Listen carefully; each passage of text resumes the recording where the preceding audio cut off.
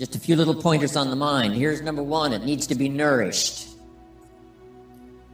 It needs to be fed. There's an Old Testament phrase that says humans cannot live just on bread alone or food alone. Dogs can, a crocodile can, a spider can. Humans cannot exist just on food. Here's what it says. Humans also need words. Words nourish the mind. Words give life. Words create insight. Because there's more than one way to see. If we see with our eyes, we call that sight. But there's another way to see called insight. That's why we come, gather for a couple of days, attend the classes, go to the training, read the books, do all the stuff, is to develop more insight. Letting our mind be nourished to think, ponder, and wonder, and conceive ideas, projects, purpose. Give structure to something for the future, whether it's better health or better career, better future. Next, the mind needs to be exercised. We talked a bit about that earlier. Exercised by debate. Exercised by reading both sides of the debate, both sides of the question. Major life issues, major political issues. Don't leave yourself out of the great debate. One, the mind needs to be nourished by ideas. Second, it needs to be refined and stimulated and exercised by debate. We need both sides of the human drama represented.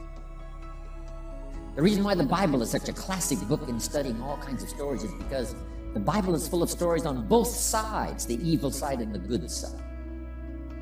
The Bible said, Old Testament said, this king came to power and he was a good king. He ruled for 18 years. And then it says the next king came to power and he was a bad king and he put up idols. He became the bad king. So it reads good king, bad king, showing both sides of the human spectrum and drama. Some stories that we read in the Bible of people to admire, others are people to despise. In your library, you need a book on Gandhi and you need a book on Hitler. One book to show you how noble someone's aspirations can be, and the other book to show you how despicable and how evil someone's goals can be. Both sides we study good and evil, one we love and one we hate. We study illness, we study health. Someone says, well, you can't study the negative things. You have to study the negative things. You have to give voice to and mind to and time to both sides of the issue so that you can strengthen your side of the argument. In raising our kids, we have to pose both sides. What's the dangerous side and the safe side? In one of the seminars that I'm sure some of you have attended, I talk about philosophy that makes the difference. Philosophy does two things, each person's personal philosophy. So jot this down. Our personal philosophy does two things. One, helps us to see the dangers on one side so we can avoid or minimize those. Then our personal philosophy needs to be developed so we can see the opportunities on the other side so we can maximize those. And for the balance of your life, that's going to be the twin challenge in developing ideas and philosophy and strengthening all of it so that you can avoid the dangers and maximize the opportunities. Because the dangers never go away. The dangers to our ship of state called the country. The danger to the enterprise. The danger to the corporation. Dangers always lurk, both inside and out. Dangers lurk on the inside of our own mind.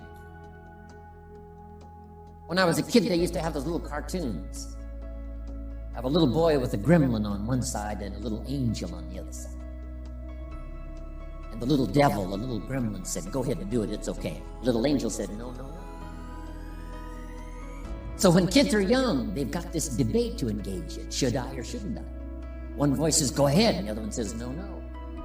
So we hope as the years pass and as the classes pass, and as we go from grade 1 to grade 2 to grade 5 to grade 10, we will learn more, as Abraham said, to listen to the better angels of our nature, to appeal to our conscience, and let our conscience help, along with God and whatever else you belong in that has good influence on helping to make right decisions. Avoiding the evil one, avoiding the danger, the dark side, and appeal to ourselves to engage in the positive side, the opportunities.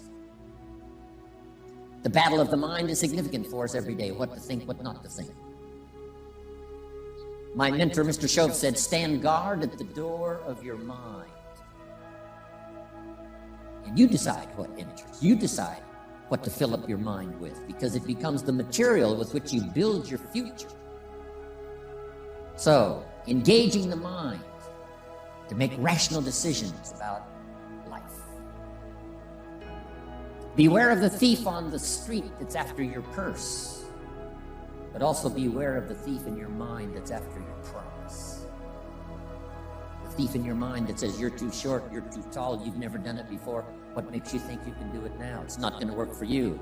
Someone else could find the book, you'll never find the book. If you found the book, you wouldn't read it. If you did read it, you wouldn't understand it. That's stuff that goes on in our mind.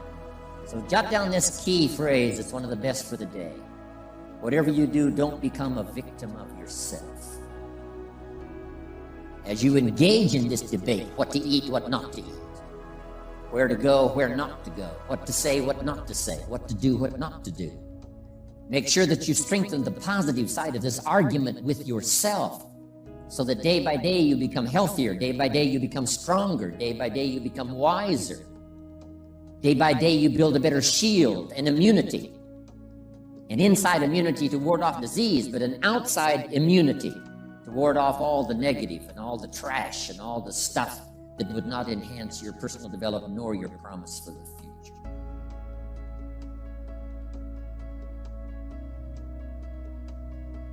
So this is so important in understanding the mind.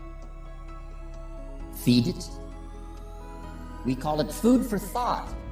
That's what a big share of this whole seminar is all about these 3 days, is providing food to think about, thoughts to think about, and then ideas to debate.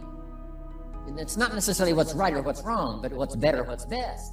This is okay, but this would be better. With this, yes, you can manage, but with this, you can flourish. With this, you can exist. With this, you can live a fantastic life. So, exercising the mind. Now, to develop the mind, you need a good library. Let me give you 3 parts to your library. Number 1 is your visual library. Zig and I and others have put things on video so you can see it.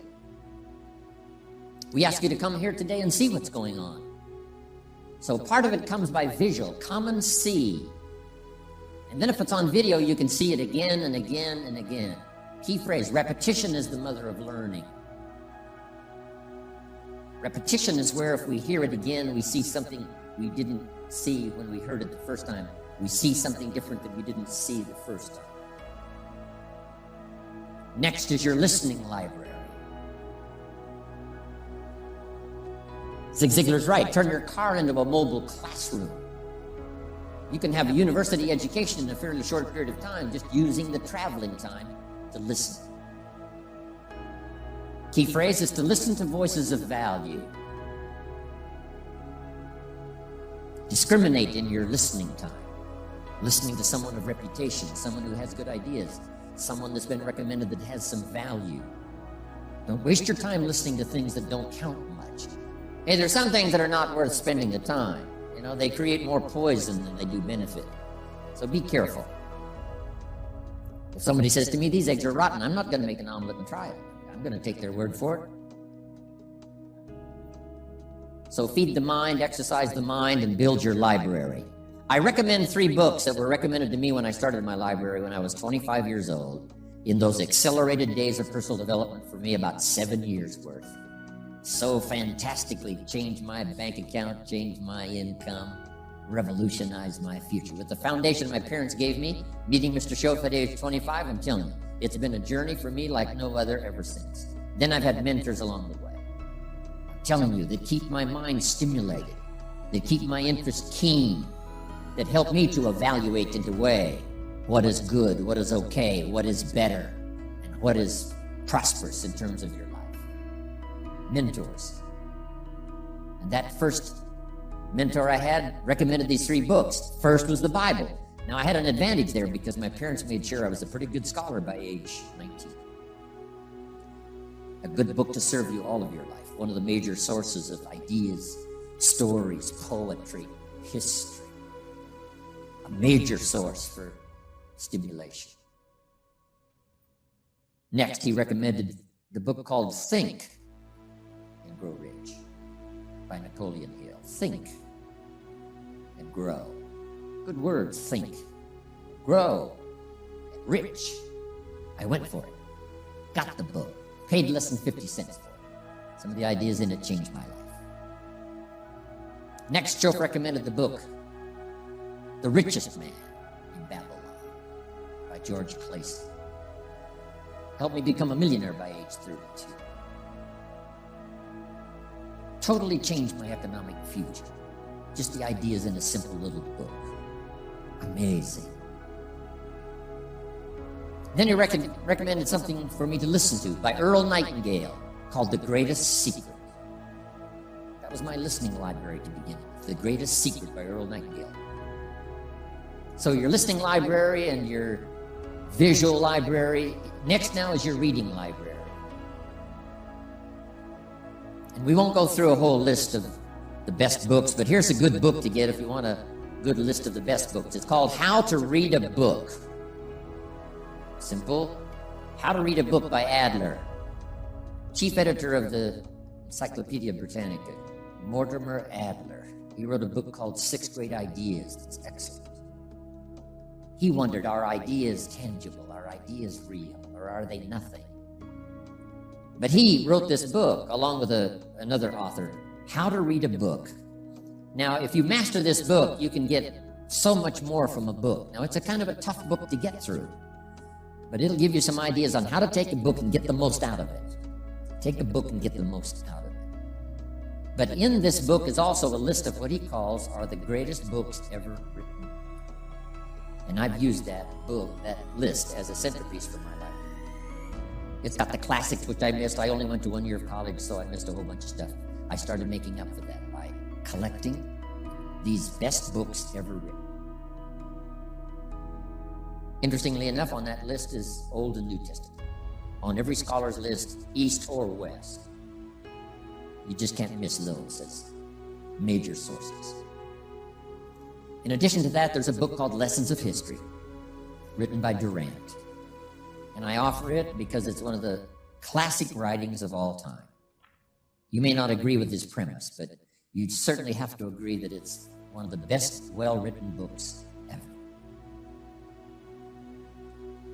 He and his wife wrote about 11 volumes on civilization. Take a speed reading course, you can get through those. But this little book, Lessons of History, is sort of a summary of their ideas on history. It's a classic. Then a classic I think most everybody's got. It's called As a Man Thinketh by James Allen, where each sentence is a seminar. And you may not agree with his premise either in certain instances. You don't want to read just what you agree with. And not just to read the positive. Make this note. You cannot live on mental candy. Just like you can't feed your children ice cream all the time and hope that they will be healthy. So you cannot live on mental candy. Someone says, well, I just read the positive stuff. That's not enough. And the reason is because you need to know both sides of the issue.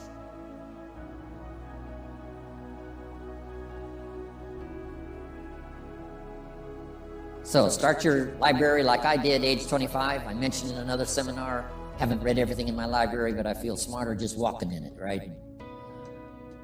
Smart enough to buy it. Now I got to be smart enough to read it all. Then I got to be smart enough to sort through and decide what's valuable. So make that the next part now. In part of personal development for the mind, you got to sort through what you read, what you see, and what you hear, and decide which of all of that is valuable for you to try and do and master. This is where being a student comes in. Not a follower, but a student. You read one book on good health and it says, do what this book says, you'll live forever. You read the next book on health and nutrition and it says, if you do what that first book says, you'll die young. So someone says to me, Mr. Rohn, which of these books should I follow? Jot this down. Neither one. Don't be a follower. Read both books and make up your own mind.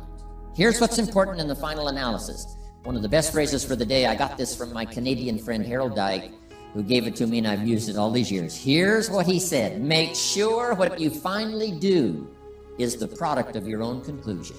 Make sure what you finally do is the product of your own conclusion. Meaning you don't just follow, but you listen to both sides of the argument. You listen to the controversy. You try to master the points on both sides or three sides or whatever. Then you start charting your own course. It doesn't say you'll make always the right decision on what course to take or what to do. You can refine as you go. But make sure that what you do is the product of your own conclusions. Conclusions from the debate.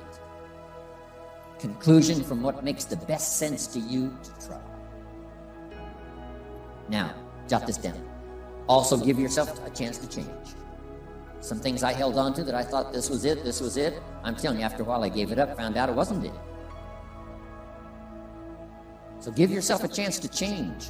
Refine your philosophy. Refine your direction. If you give yourself a chance to do that, here's what will happen down the road a ways. A new door will open that you haven't discovered before. Give yourself a chance to change. Reevaluate.